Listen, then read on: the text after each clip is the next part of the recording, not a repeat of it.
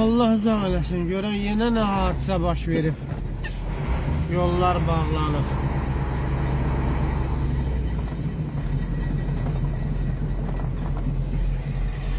Nasos nə ərazisidir? Nasos nə?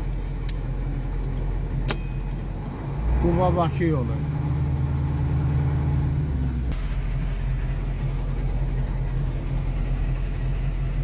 Maşın yanıb.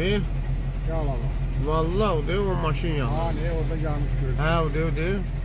Pajarla gəlib bu deyil. O qara maşın. Söndürməyə,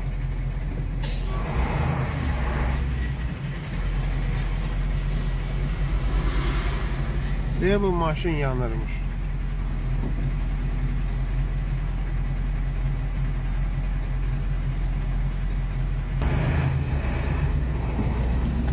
Allah özü kömək olsun bu maşın yiyəsinə də.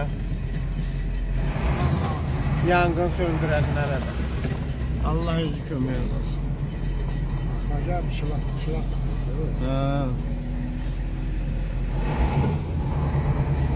Bu maşın yanırmış.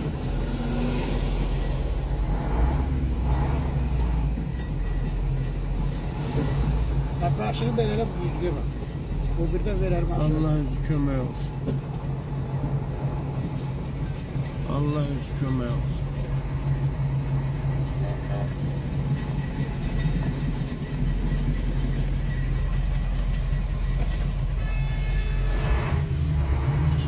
Yanıb